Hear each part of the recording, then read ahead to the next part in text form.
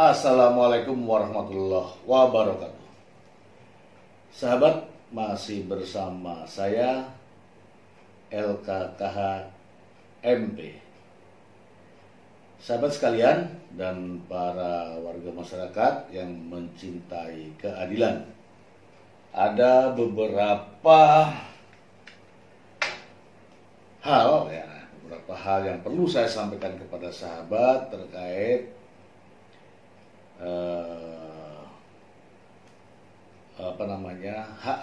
hak tersangka, hak tersangka. Saya langsung saja bacakan dari media hukum online yang kebetulan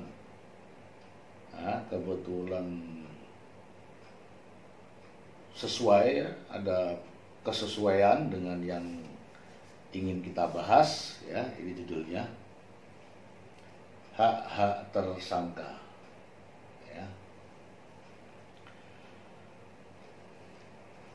Langsung saja, ligitasi. Suatu negara berdasarkan hukum harus menjamin persamaan, equality setiap individu, termasuk kemerdekaan individu untuk menggunakan hak asasinya. Dalam negara hukum, kedudukan dan hubungan individu dengan negara harus seimbang. Kedua-duanya memiliki hak dan kewajiban yang dilindungi oleh hukum. KUHP mengatur secara jelas dan tegas hal-hal yang berkaitan dengan hak-hak tersangka dan setiap pihak wajib menghormati hak-hak tersangka tersebut. Adapun hak-hak tersangka diatur dalam KUHP sebagai berikut. Itu kalau hak-hak tersangka dalam Kitab Undang-Undang Hukum Acara Pidana itu mulai dari, ini saya ingatkan saja, mulai dari pasal 50 sampai dengan pasal 68 KUHP. Namun saya tidak bacakan semuanya sahabat, saya akan bacakan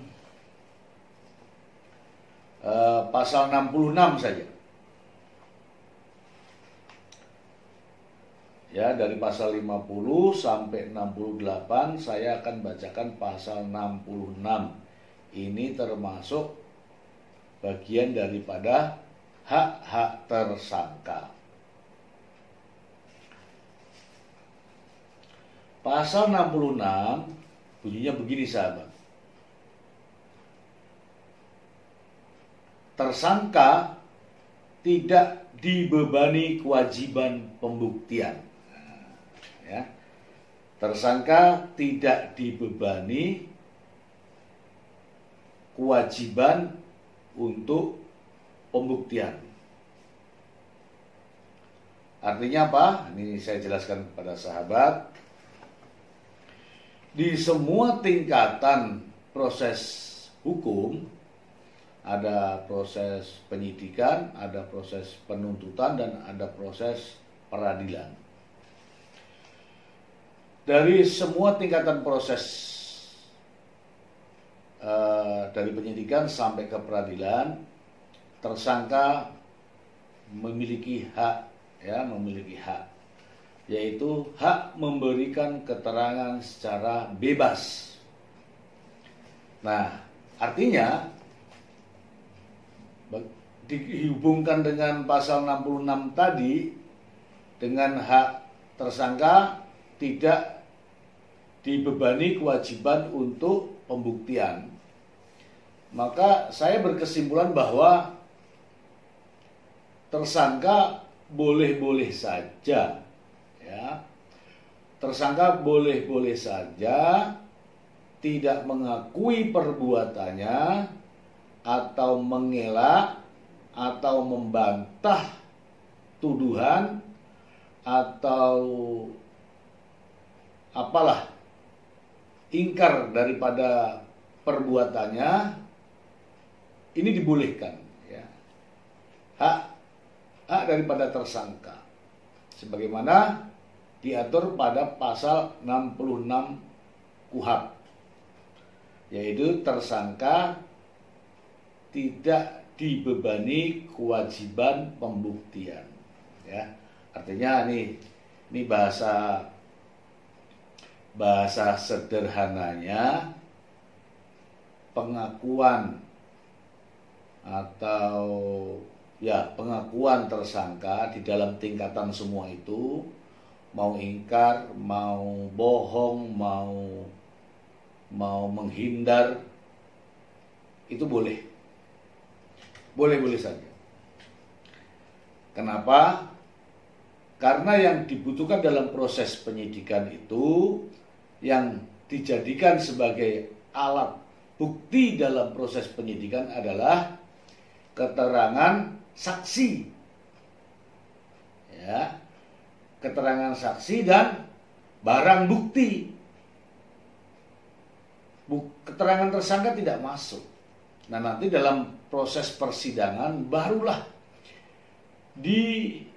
disesuaikan antara keterangan tersangka, keterangan saksi, keterangan ahli, kemudian disesuaikan.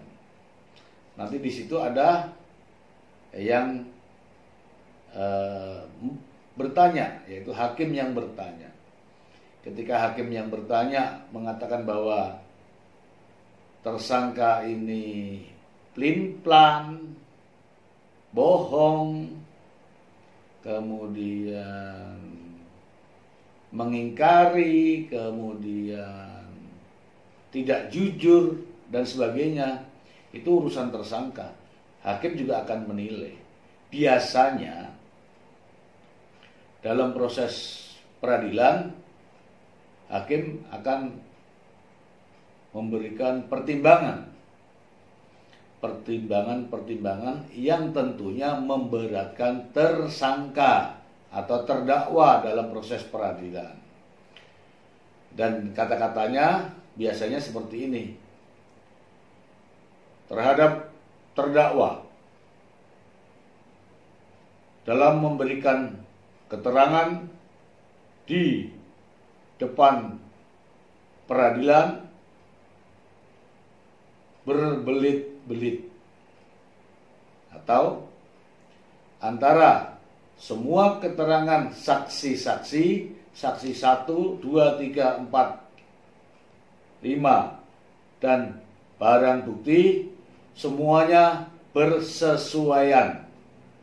Hanya keterangan tersangka atau terdakwa yang tidak bersesuaian.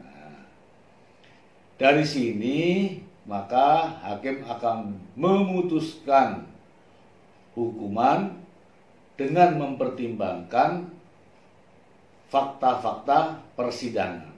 Kalau tersangkanya atau terdakwanya berbelit-belit, hukumannya, yakinlah hukumannya maksimal.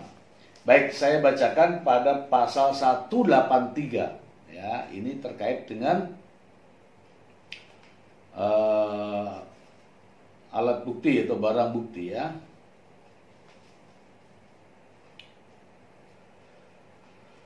Pasal 183, nih saya bacakan.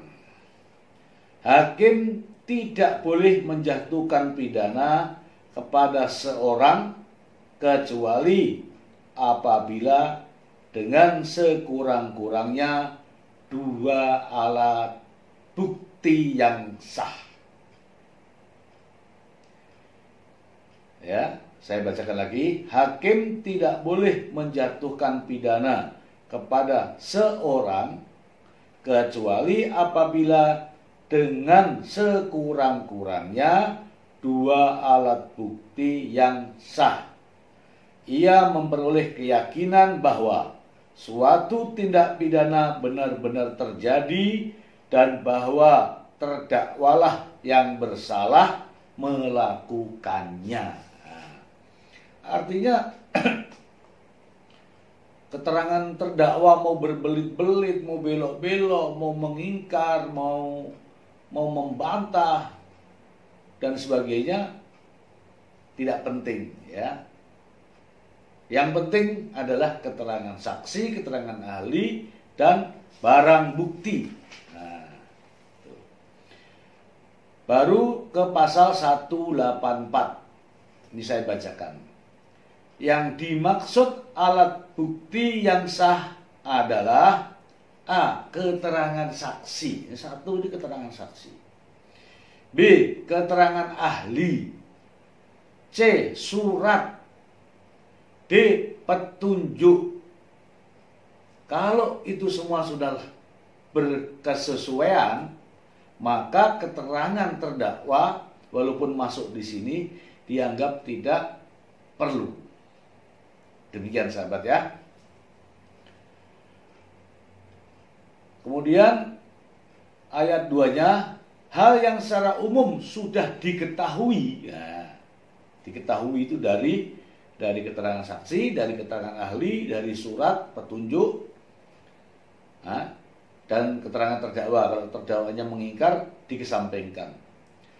Hal yang secara umum sudah diketahui tidak perlu dibuktikan. Ya, tidak perlu dibuktikan.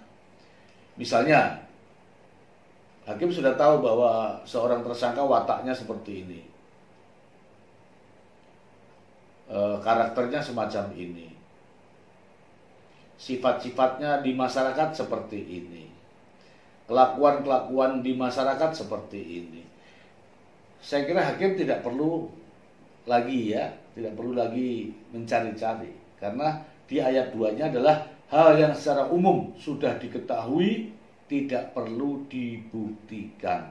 Ya. Itulah yang ingin saya sampaikan, bahwa dalam proses penyidikan, dalam proses penuntutan, dalam proses peradilan, tersangka atau terdakwa tidak dibebani kewajiban pembuktian. Oke, satu. Yang kedua, dalam proses penyidikan di kepolisian, dalam proses penuntutan di tingkat jaksa penuntut umum, dan di peradilan di tingkat hakim,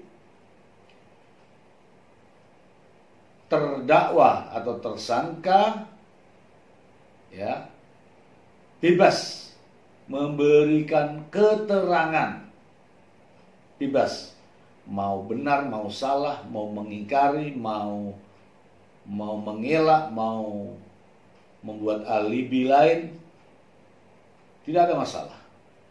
Ya, karena keterangan tersangka dalam proses penyidikan bukanlah alat bukti. Dan keterangan terdakwa di persidangan, apabila itu menjadi keterangan yang bohong, keterangan yang mengelak, keterangan yang dibuat-buat, maka justru itu akan menjadi pertimbangan hakim untuk memberikan keputusan atau sanksi yang berat tentunya. Demikian sahabat yang perlu saya sampaikan dalam